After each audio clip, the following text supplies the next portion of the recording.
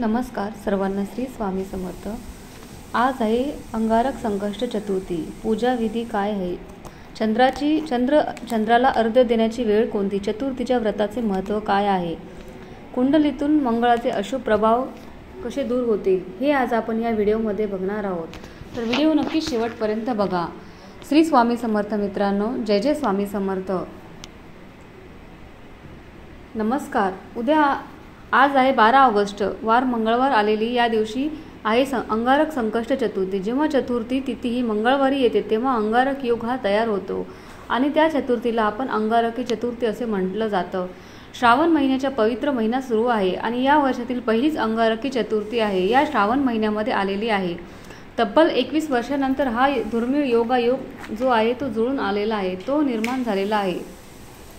म्हणजेच काय, तर श्रावण महिन्यामध्ये आलेली चतुर्थी अंगारक चतुर्थी आहे आणि म्हणून श्रावण महिन्याचे येणाऱ्याचे अंगारकी चतुर्थीचे महत्त्व खूप मोठे धार्मिक दिलं जातं। या दिवशी गणपतीची पूजा आणि उपवास केल्याने सर्व तुमच्या आयुष्यातील संकट दूर होतात, शुभ फळ प्राप्त होतात असं म्हटलं जातं। या दिवशी गणपतीने मंगळ ग्रहाला वरदान दिलं होतं की त्याचे नाव सदैव लोकांच्या स्मरणात राहील, म्हणूनच या चतुर्थीला विशेष महत्त्व दिलं गेलं आहे। जो व्यक्ती अंगारकी चतुर्थीचं व्रत करतो त्या व्यक्तीच्या जीवनामध्ये वर्षभरात येणाऱ्या सर्व संकटाची शुभफळ प्राप्तता होते असं म्हटलं जातं आणि म्हणून या दिवशी अगदी लहान मुलांपासून ते मोठ्यापर्यंत सर्वजण व्रत हे करत असतात। गणपती बाप्पाची पूजा करतात। या दिवशी गणपती बाप्पाची पूजा केल्याने तुमच्या जीवनातील सर्व संकटे दूर होतात, भक्तांच्या सर्व इच्छा आणि मनोकामना पूर्ण होऊन भरभरून पुण्यफळ प्राप्त होतं। तर हो मित्रांनो, धार्मिक दृष्टीने हा दिवस अतिशय महत्त्वाचा असल्यामुळे या दिवशी व्रतासोबत आणि बाप्पाच्या पूजेसोबतच काही प्रभावी उपाय सेवासुद्धा आपण करत असतो आणि आज या व्हिडिओमध्ये मी तुम्हाला एक अतिशय प्रभावी असा उपाय सांगणार आहे। आज मंगळवार अंगारकी संकष्ट चतुर्थीच्या सकाळीच उंबरठ्यावर ठेवा ही एक वस्तू। एका रात्री तुमचं आयुष्य बदलून जाईल, सोन्यासारखे दिवस येतील। 7 पिढ्यांचे दारिद्र्य नष्ट होऊन घराची आणि मुलाची प्रगती भरभरून होऊन घरामध्ये अखंड लक्ष्मी तुमच्या नांदेल। हो मित्रांनो, तर अशी कोणती जी वस्तू आहे ती तुम्हाला सकाळीच उंबरठ्यावर ठेवायची आहे, कोणत्या वेळेत हा उपाय करायचा आहे याबद्दल संपूर्ण माहिती आज मी तुम्हाला या व्हिडिओमध्ये तुमच्यासोबत शेअर करणार आहे। त्यामुळे तुम्ही हा व्हिडिओ शेवटपर्यंत स्किप न करता शेवटपर्यंत नक्की पहा। चॅनलवरती नवीन असाल तर सबस्क्राईब करा आणि असेच माहितीपूर्ण नवीन व्हिडिओ पाहण्यासाठी बेल आयकॉन बटन प्रेस करून ठेवा। म्हणजेच काय, तर जेव्हा मी तुम्हाला नवीन व्हिडिओ अपलोड करेल त्याची सर्वात अगोदर नोटिफिकेशन तुम्हाला भेटेल आणि तुम्ही एक पण व्हिडिओ मिस करणार नाही। आज या व्हिडिओमध्ये मी तुम्हाला उपाय सांगणार आहे। तर हा जो उपाय आहे तो आपल्याला आज सकाळी 12 वाजता उद्या सकाळी 12 वाजता वाजण्याच्या अगोदर करायचा आहे। 12 वाजण्याच्या आत ही एक वस्तू जी आहे ती आपल्याला घराच्या उंबरठ्यावर ठेवायची आहे। संकष्ट चतुर्थी ही प्रत्येक महिन्याला येते, परंतु जेव्हा चतुर्थी तिथी ही मंगळवारी येते तेव्हा तिला अंगारकी संकष्ट चतुर्थी असं म्हटलं जातं। या दिवशी व्रत करून गणपती बाप्पाची पूजा करावी असे आपल्या धर्मशास्त्रामध्ये सांगितले जाते। यामुळे आपल्या गणपती बाप्पाचा आशीर्वाद हा प्राप्त होतो आणि आपल्या सर्व इच्छा पूर्ण होतात। या अंगारकी संकष्ट चतुर्थीचा प्रारंभ 12 ऑगस्ट सकाळी 8:40 होणार आहे, तर समाप्ती 13 ऑगस्टला सकाळी 6:35 होणार आहे। उदय तिथीनुसार आपल्याला ही तिथी अंगारकी संकष्ट चतुर्थी 12 ऑगस्टलाच म्हणजे मंगळवारी साजरी करायची आहे। अंगारकी चतुर्थीच्या दिवशी या दिवशी घरातील स्त्रीने एक उपाय आवर्जून करायला पाहिजे। त्या घरामध्ये नेहमी लक्ष्मी अखंड वास करत असते, कारण मंगळवार हा माता लक्ष्मीला आणि कुलदेवीला समर्पित असणारा दिवस आहे। त्यामुळे धनप्राप्तीसाठी आणि लक्ष्मी प्राप्तीसाठी हा दिवस खूप खूप महत्त्वाचा मानला जातो आणि त्यामुळे जर तुम्हाला तुमच्या आयुष्यामध्ये आर्थिक अडचणींना सामोरे जावं लागत असेल तर तुम्ही गणपती बाप्पाची काहीतरी आर्थिक अडचणी येत असतील, तुमच्या जीवनामध्ये काहीतरी आर्थिक अडचणी येत असतील किंवा घराची भरभराट होत नसेल, घरामध्ये तुमचा पैसा टिकत नसेल, व्यवसायामध्ये अडचणी येत असेल तर किंवा व्यवसाय तुमचा व्यवस्थित चालत नसेल, घरामध्ये हवा तसा पैसा येत नाही, पैसा आला तरी तो टिकत नाही, काही कारणामुळे तो घरातून निघून जातो आणि असेच असेल तर तुमच्या घरामध्ये पैसा हा स्थिर राहत नसेल तर या सर्व कारणामुळे समजते की माता लक्ष्मी तुमच्या घरामध्ये स्थिर नाही। घरामध्ये लक्ष्मी नांदणे म्हणजे फक्त पैसाच असणं असं नाही, तर तुमच्या घरामध्ये एक प्रकारचं सुख समृद्धी असणं सुद्धा खूप गरजेचं आहे, किंवा घरामध्ये एकमेकांमध्ये प्रेम एकोपा असणं हे सुद्धा खूप गरजेचं आहे.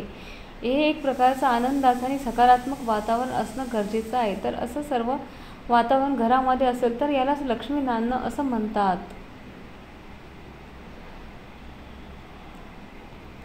तर मित्रांनो, आपल्या आयुष्यामध्ये भरपूर पैसा आपल्याला हवा आहे, परंतु घरामध्ये पैसा येण्यासाठी घरातील वातावरण हे अनुकूल असणं हे सुद्धा खूप गरजेचं आहे.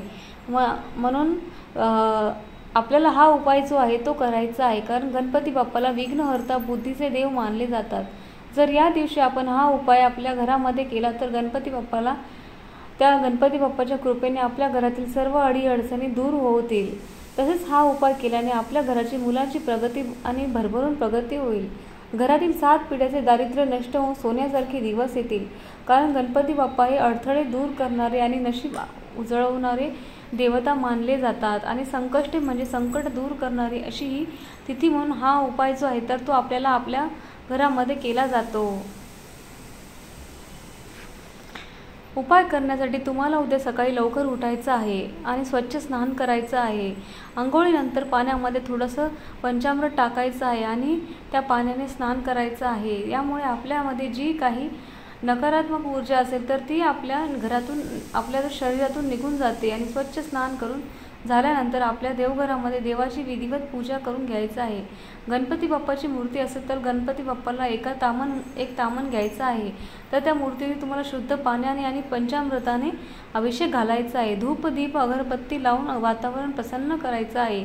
आणि यानंतर तुम्हाला आपल्या घराचा मुख्य दरवाजावर उंबरठ्यावरती हा एक उपाय आहे तो करायचा आहे. सर्वप्रथम तुम्हाला एक तांब्याचा कलश भरून घ्यायचा आहे. त्या कलशामध्ये शुद्ध पिण्याचं पाणी भरायचं आहे आणि त्या पाण्यामध्ये तुम्हाला थोडंसं लाल चंदन, थोडीशी हळद टाकायचं आहे. आणि हे जे पाणी आहे ते तुम्हाला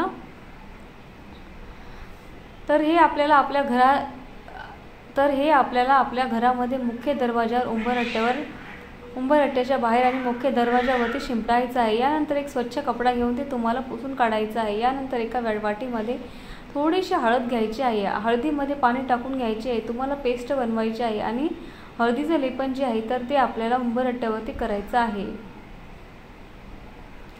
हळदीचं लेपन करून झाल्यानंतर तुम्हाला एक मातीची पंती घ्यायची आहे. त्यामध्ये शुद्ध गाईचं तूप घालायचं आहे. तूप नसेल तर ते तेल घालायचं आहे. आणि त्या दिव्यामध्ये तुम्हाला 4 दिशेला 4 वाती लावायची आहे. म्हणजे चौमुखी दिवा जो आहे तो तुम्हाला बनवायचा आहे. यानंतर हा दिवा जो आहे तर तो आपल्याला आपल्या घराच्या मुख्य दरवाजावरती उंबरठ्यावर मधोमध तुम्हाला ठेवायचा आहे.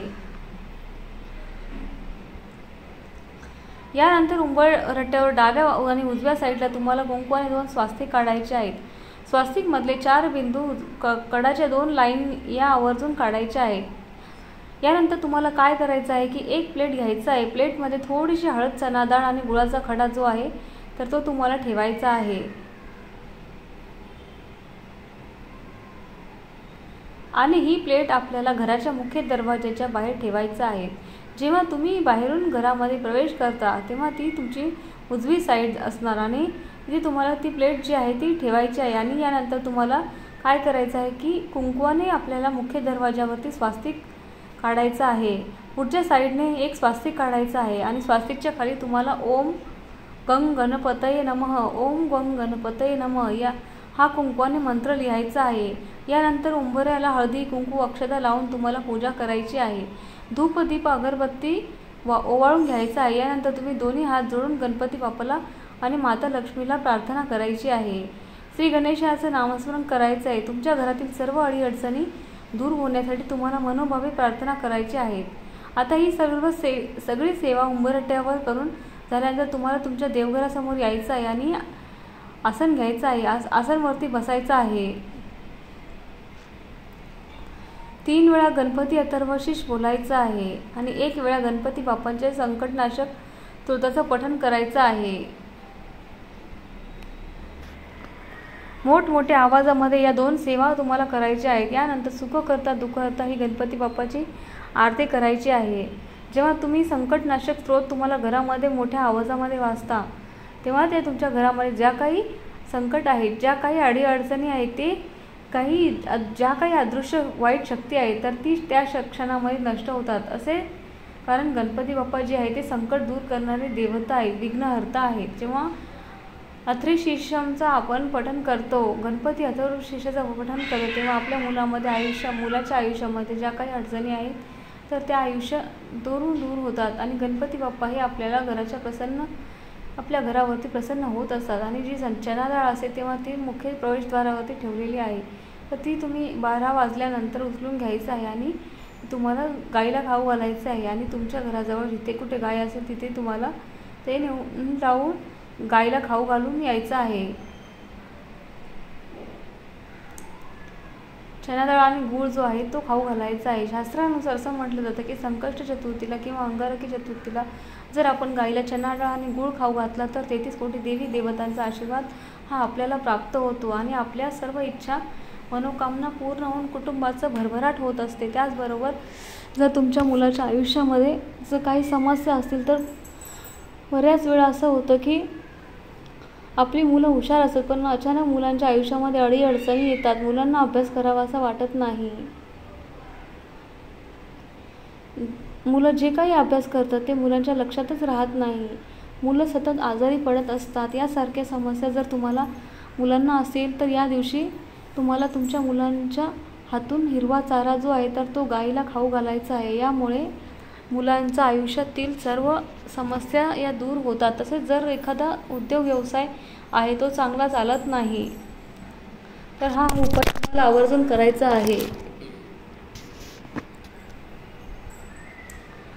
तुमच्या व्यवसायामध्ये हवा तसा पैसा मिळत नसेल तर तुम्हाला कोणत्याही कामामध्ये यश मिळत नसेल तर कोणतीही तुमची गोष्ट मनासारखी घडत नसेल तर त्या दिवशी तुम्हाला एक मूठभर हिरवे मूग घ्यायचे आहेत आणि हे हिरवे मूग तुम्हाला गणपती बाप्पाच्या मंदिरामध्ये जाऊन गणपती बाप्पाला अर्पण करायचे आहेत आणि तिथे बसून तुम्हाला 1 वेळा गणपती अथर्वशीर्षाचे पठण करायचं आहे आणि आपल्या आयुष्यातील ज्या काही अडचणी आहेत तर त्या दूर होण्यासाठी हा उपाय करायचा आहे.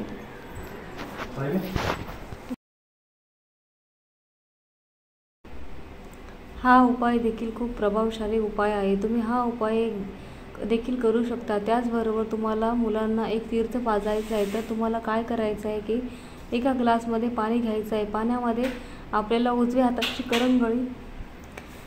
करंगळी बोट जेवढं अनामिका बोट आहे तर ते बोट घ्या, त्या पाण्यामध्ये घालायचं आणि 11 वेळा गणपती अथर्वशीर्षाचं पठण करायचं आहे आणि हे पाणी अभिमंत्रित केलेलं पाणी आपल्या मुलांना पाजायचं आहे. यामुळे आपल्या मुलाची बुद्धी तल्लख होते. हा उपाय तुम्ही नक्की करून बघू शकता. गणपती बाप्पा हे सर्व देवतांमध्ये अतिशय हुशार देवता आहेत. तसेच आपली मुलंसुद्धा गणपती बाप्पांच्या बुद्धीसारखी हुशार होतात. मुलं जो काही अभ्यास करतात तर ते मुलांच्या लक्षात राहते, म्हणून हा उपाय देखील तुम्ही करू शकता. अशा पद्धतीने तुम्हाला हे छोटे छोटे उपाय जे आहे ते तुम्हाला करायचे आहेत.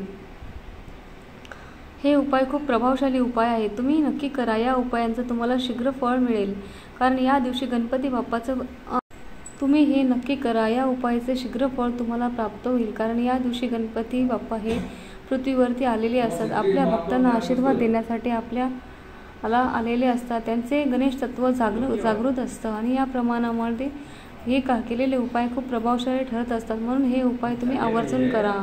हा व्हिडिओ तुम्हाला कसा वाटला? जर व्हिडिओ आवडला असेल तर व्हिडिओ लाईक करा, शेअर करा, सबस्क्राईब करा. श्री स्वामी समर्थ.